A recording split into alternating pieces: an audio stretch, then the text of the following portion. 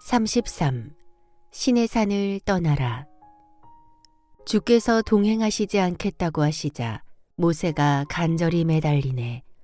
이 족속을 주의 백성으로 여겨 우리와 같이 올라가소서.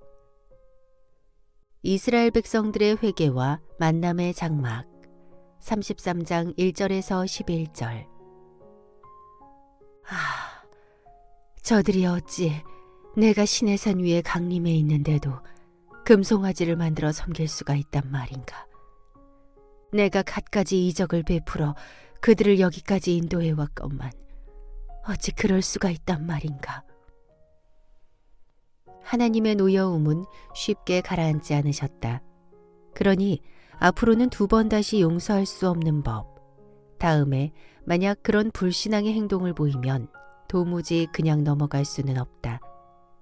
하나님께서는 모세에게 폭탄 선언을 하셨다. 모세야, 너는 이 백성을 이끌고 약속의 땅으로 가라. 하지만 나는 너희와 동행하지 않겠다. 그 까닭은 이 백성이 워낙 완고한 백성이어서 가는 도중에 내가 그들을 다 없애버리려고 할지도 모르기 때문이다. 금송아지 우상숭배 사건은 모세의 간절한 중재로 넘어갔지만 이후에 똑같은 사태가 발생한다면 그때는 이스라엘 백성들을 즉각 멸절시킬 수도 있었다. 완악하고 패역한 백성들의 성향으로 보아 충분히 그럴 가능성이 있었다. 이는 하나님이 그들을 믿지 못하겠다는 뜻이다. 따라서 완전한 화해가 이루어지지 않았음을 보여준다. 모세는 시내산에서 내려와 하나님의 이 같은 말씀을 이스라엘 백성들에게 전했다. 큰일이다. 하나님께서 우리와 동행하지 않으시려는구나. 어떻게 하나님의 동행 없이 우리끼리만 갈 수 있단 말인가? 모세가 전한 하나님의 말씀을 전해 듣고 백성들은 몹시 당황했다. 가슴 아픈 하나님의 말씀 앞에 모두 통곡했다. 마치 상을 당한 듯 몸에 아무런 장식품을 걸치지 않았다. 반성과 회개의 의미로 장식품이 없는 수수한 옷을 걸친 채 슬프게 울었다. 그들의 울음소리를 하나님께서 들으셨다.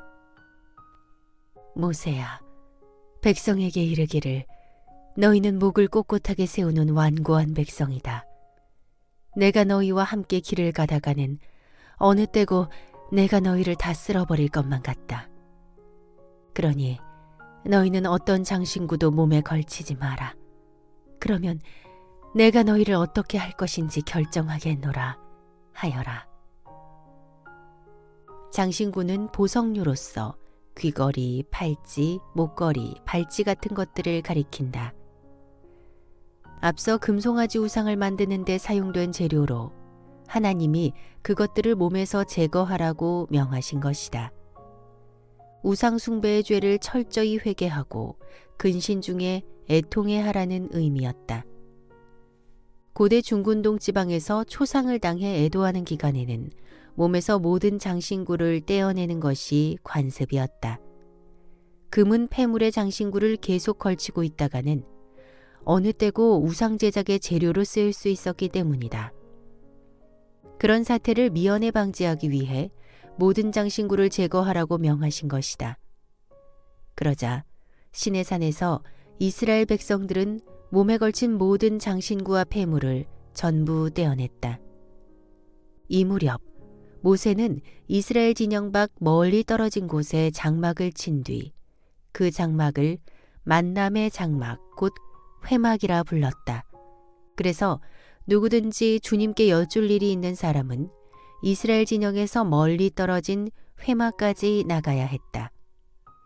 그러나 백성들은 하나님이 두려워 아무도 그 회막으로 나가지 못하고 모세를 통해 하나님과 소통했다. 그들은 자기 장막 문 앞에 서서 모세가 회막으로 들어갈 때까지 지켜보았다. 자신들 스스로는 감히 하나님께 나아갈 수 없다고 생각되어 모세와 함께 하나님 앞에 나아가는 심정으로 경건한 자세를 갖춘 것이다.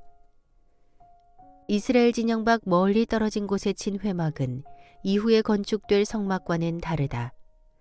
모세가 진영 밖에 친 회막은 성막을 짓기 전에 임시로 하나님을 만나는 장막이었다. 나중에 성막이 만들어진 후에 성막을 회막이라 부르기도 했다. 하지만 나중에 지어진 성막은 이스라엘 진영 한가운데에 있었다. 모세가 회막 안으로 들어갈 때는 시내산 정상에 구름이 내려와 구름 기둥 형태로 회막 문 앞에 서서 머물렀다. 그동안 여호와께서는 회막에서 모세와 말씀을 나누셨다. 이때의 구름 기둥은 하나님이 거기에 계신다는 것을 보여주는 상징물이었다. 오, 보라. 저기 구름 기둥이 회막 문 앞에 서 있다. 지금 하나님께서 저기 회막에 오셔서 모세에게 말씀하고 계신다. 회막 문에 구름 기둥이 서 있는 것을 본 백성들은 거기에 하나님이 내려오신 줄 알고 각자 자신의 장막 문 앞에 서서 주님께 경배를 드렸다. 회막에 내려오신 하나님은 마치 다정한 벗과 이야기를 나누는 것처럼 모세와 마주보고 말씀을 나누셨다. 모세가 이스라엘 진영으로 다시 돌아간 뒤에도 모세의 젊은 보좌관인 눈의 아들 여호수아는 여전히 회막을 떠나지 않았다. 이처럼 회막을 지키는 막중한 임무가 여호수아에게 주어졌다. 그 까닭은 백성들이 금송아지 우상을 숭배할 때 그는 시내산 중턱에 머물러 있었던 관계로 자신의 몸을 더럽히지 않은 가장 확실한 인물이었기 때문이다.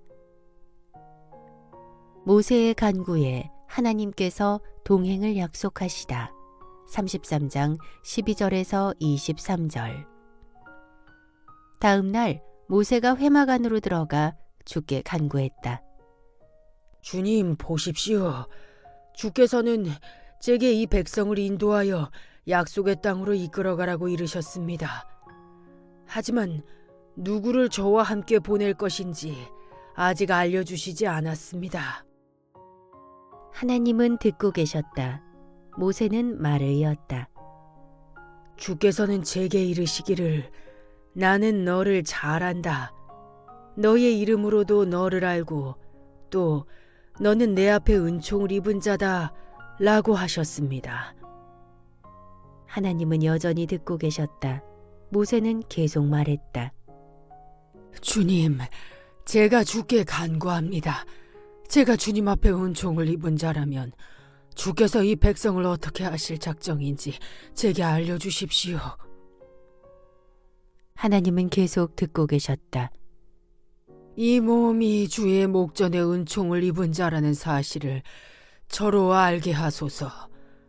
주님, 이 민족이 어디까지나 주의 백성이라는 사실을 기억해 주소서. 하나님은 그 이름으로도 모세를 안다고 말씀하셨다. 히브리인들에게 있어 이름은 그 사람의 전인격을 의미했다. 따라서 이름으로도 안다는 것은 단순히 이름 자체를 안다는 뜻이 아니다.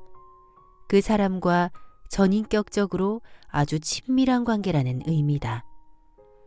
하나님은 모세와 아주 친밀한 관계를 유지하면서 그에게 은총을 듬뿍 베푸셨다.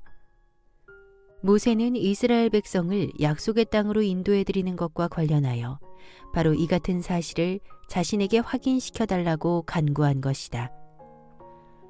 이에 하나님께서 응답하셨다. 그래, 알겠노라. 내가 너와 함께 가겠노라. 내가 네 마음을 편하게 해주겠노라. 모세와 함께 하시겠다는 말씀이었다. 하지만 모세는 하나님이 자신뿐만 아니라 이스라엘 백성들과도 함께 하시기를 원했다. 그래서 모세가 다시 죽게 하려였다. 오, 주님, 만일 주께서 이 백성과 함께 가실 마음이 없으시거든 저희를 이곳에서 떠나게 하지 마옵소서. 주께서 그들과 함께 가지 않으신다면 저와 그들이 주께 은총을 입었다는 사실을 누가 알 수 있겠습니까? 반드시 주께서 저와 함께 하시고 또한 이 백성과 함께 해주셔야 합니다. 그래야만 저와 백성들이 땅 위의 다른 사람들과 구별되지 않겠습니까? 모세는 끈질기게 간구했다. 우상숭배라는 끔찍한 죄를 저지른 백성이지만 그래도 하나님이 이스라엘 백성들과 계속 동행하실 것을 애타게 원했다. 그래야만 이스라엘이 다른 민족들과 구별되는 특별한 하나님의 백성으로 인정받을 수 있기 때문이다. 더구나 당시 가나안 여정 중에 있었던 이스라엘은 앞으로 적대적인 수많은 국가들과 민족들과 부딪혀야 할 운명이었다. 그러니 하나님과의 동행이라는 확실한 보증 없이는 광야를 지날 수 없었다. 하나님의 도우심 없이 가나안 땅을 차지한다는 것은 상상조차 할 수 없었다. 그래서 모세는 끈질기게 간구했고 결국 이 같은 모세의 애타고 끈질긴 간구에 마침내 주께서 모든 것을 받아들이셨다. 알겠노라. 잘 알겠노라. 너는 과연 내게 은총을 입은 자니라. 나는 너 모세를 잘 아노라. 그러니 어찌 네 요청을 들어주지 않겠느냐. 너와 함께하고 또 이스라엘 백성들과 동행하겠노라. 오 주님, 감사합니다. 참으로 감사합니다. 모세는 감격스러운 어조로 말하면서 엎드려 주께 감사의 경배를 드렸다. 그런 뒤 한 가지를 더 간청했다. 주여, 이 몸과 이 백성이 주님께 은총을 입었다면 부디 주님의 영광스러운 모습을 제게 보여주십시오. 모세가 보기 원한 것은 지금까지 본 단편적이고 부분적인 주님의 영광이 아니었다. 여호와 하나님의 영광이 그대로 드러난 온전한 모습이었다. 주님께서는 이 부족한 종을 친구처럼 대해주셨습니다. 친구는 비밀을 나누는 사이가 아닙니까? 주님의 영광스러운 모습을 보여주십시오. 저도 너무 지쳤습니다. 모세의 간청에 주께서 감동을 받으셨다. 좋다 모세야. 네 앞으로 나의 모든 영광이 지나가게 하겠고 그때에 내가 여호와라는 이름을 네 앞에 선포하겠노라. 나 여호와는 은혜 베풀고 싶은 사람에게는 은혜를 베풀겠고 긍휼히 여길 자에게는 긍휼을 베푸는 자니라. 은혜는 조건 없이 베푸시는 하나님의 크신 사랑을 말하고 긍휼은 어미가 자기 품속의 젖먹이에 대해 갖는 애틋한 정을 말한다. 이 같은 하나님의 크신 은혜와 긍휼로 인해 이스라엘 백성들이 죄사함을 받고 하나님과 동행할 수 있게 된 것이다. 하나님은 계속 말씀을 이으셨다. 그러나 모세야, 너는 내 영광의 얼굴을 볼 수 없노라. 누구든지 내 얼굴을 보고서는 살아남을 사람이 아무도 없기 때문이다. 그렇다. 사람은 하나님의 영광스러운 얼굴을 직접 보지 못한다. 에덴 동산의 타락 이후 모든 인간은 죽을 수밖에 없는 육신을 덧입은 죄인이기 때문이다. 죄인된 사람은 하나님의 영광스러운 얼굴, 곧 그분의 본체 전부를 볼 수 없다. 그 이유는 본질적 속성상 하나님의 본체에서 뻗어나오는 거룩한 영광의 빛을 어떤 사람도 감히 감당할 수 없기 때문이다. 하나님은 계속 말씀을 이으셨다. 보라, 모세야, 여기 내 옆에 한 장소가 있다. 너는 이 바위 위에 서 있어라. 나의 영광스러운 모습이 지나가는 동안 내가 너를 이 바위 틈에 두고 내가 다 지나갈 때까지 손으로 너를 가려주겠노라. 그런 다음에 내 손을 치우면 너는 내 등을 보게 될 것이다. 하지만 내 얼굴은 보지 못한다. 실제로 모세가 하나님의 등을 보았다는 말이 아니다. 하나님은 영이시기 때문에 눈에 보이는 가시적 형체를 지닌 분이 아니다. 따라서 하나님에게 있어 얼굴이나 손이나 등 같은 표현은 사람의 형상에 빗대어 말한 신인동형동성적인 수사적 표현이다. 다만 사람으로서 모세가 볼 수 있었던 것은 영이신 하나님께서 지나가신 영광스러운 자취의 흔적, 곧 하나님의 본체 영광의 일부분이다. 이렇게 여호와 하나님께서는 모세와 이스라엘 백성들에게 은총과 긍휼을 베풀었다는 사실을 나타내 보여주셨다. 이제 모세는 하나님의 동행을 다시금 확신했다. 그리하여 그는 이스라엘 백성을 이끌고 가나안 여정을 계속 진행할 수 있었다.